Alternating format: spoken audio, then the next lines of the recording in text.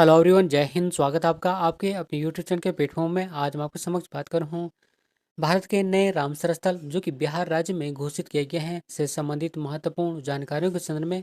और साथियों, ये वीडियो आपके सामान्य ज्ञान के साथ साथ यदि आप किसी भी परीक्षा की तैयारी कर रहे हैं तो ये वीडियो आपके लिए अति महत्वपूर्ण और लाभदायक होने वाला है। इसलिए इस वीडियो को जरूर अंत तक देखें। और साथियों, इस वीडियो को मैंने पढ़ने और समझने की दृष्टि से 3 भागों में विभाजित किया है। पहले पार्ट में हम पढ़ेंगे बिहार राज्य के रामसर स्थल। सेकंड पार्ट में हम पढ़ेंगे रामसर स्थल से संबंधित 15 से अधिक महत्वपूर्ण जानकारियों के संदर्भ में। और अंत में थर्ड पॉइंट में हम पढ़ेंगे रामसर स्थल या रामसर साइटें क्या होती हैं। और इसी के साथ अपनी वीडियो को स्टार्ट करता हूँ। बिहार राज्य के रामसर स्थल।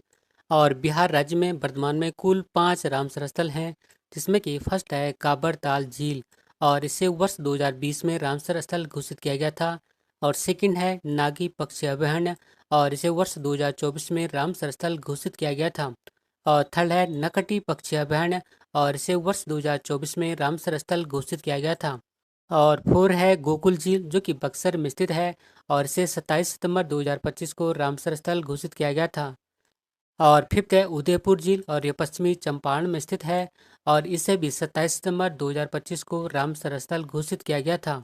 और इस प्रकार बिहार राज्य में कुल 5 रामसर स्थल हैं: काबरताल झील, नागी पक्षी अभयारण्य, नकटी पक्षी अभयारण्य, गोकुल झील और उदयपुर झील। अब मैं आपके समक्ष बात कर रहा हूँ वीडियो के सेकंड पॉइंट रामसर स्थल से संबंधित 15 से अधिक महत्वपूर्ण जानकारियों के संदर्भ में। और साथियों, ये सभी जानकारी आपकी आने वाली परीक्षाओं की दृष्टि से अति महत्वपूर्ण है। और जिसमें कि फर्स्ट पॉइंट है कि भारत का सबसे बड़ा रामसर स्थल सुंदरबन है जो कि पश्चिम बंगाल राज्य में स्थित है। और सेकंड पॉइंट है भारत का सबसे छोटा रामसर स्थल रेणुका है जो कि हिमाचल प्रदेश में स्थित है।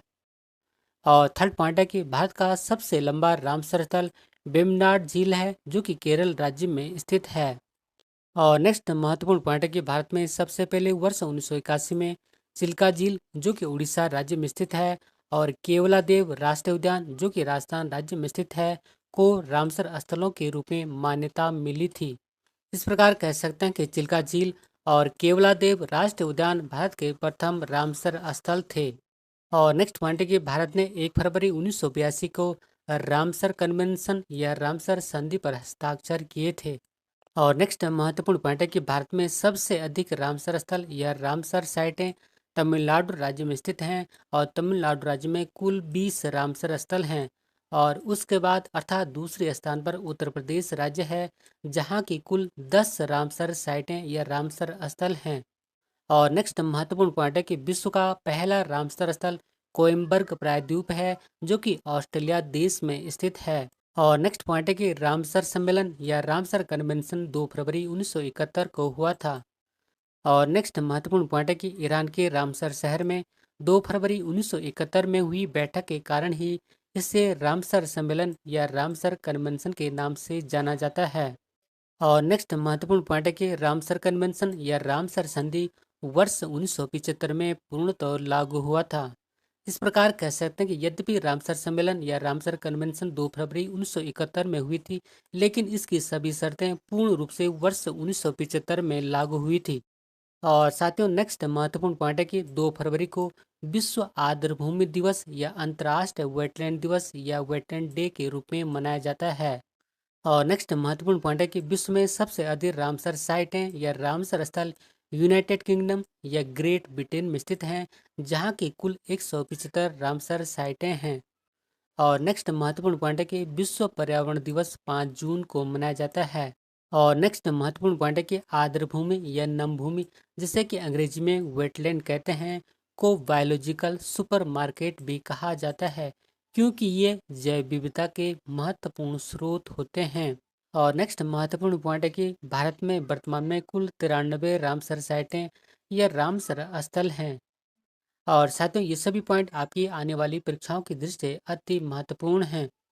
और साथियों, अब मैं आपके समक्ष बात करूं रामसर स्थल या रामसर साइटें क्या हैं या क्या होती हैं। तो रामसर स्थल व आर्द्रभूमि या नम भूमि या वेटलैंड होती हैं जो वर्ष भर पूर्ण या आंशिक रूप से पानी में डूबे हुए रहते हैं। और रामसर स्थल या रामसर साइटें पारिस्थितिकी, जैव विविधता और पर्यावरण महत्व के दृष्टिकोण से वैश्विक महत्व के होते हैं।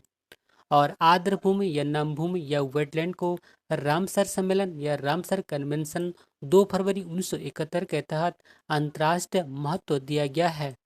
और आर्द्र भूमि या नम भूमि या वेटलैंड को बायोलॉजिकल सुपरमार्केट भी कहा जाता है, क्योंकि ये अर्थात आर्द्र भूमि या नम भूमि या वेटलैंड जैव विविधता के महत्वपूर्ण स्रोत होते हैं, अर्थात बायोडायवर्सिटी के महत्वपूर्ण स्रोत होते हैं। और साथियों, इसी पॉइंट के साथ अपनी वीडियो को समाप्त करता हूँ। यदि आपको मेरा वीडियो का कंटेंट पसंद आए तो वीडियो को लाइक, शेयर और चैनल को सब्सक्राइब भी जरूर करें। मिलते हैं किसी महत्वपूर्ण वीडियो में, तब तक के लिए धन्यवाद। जय हिंद।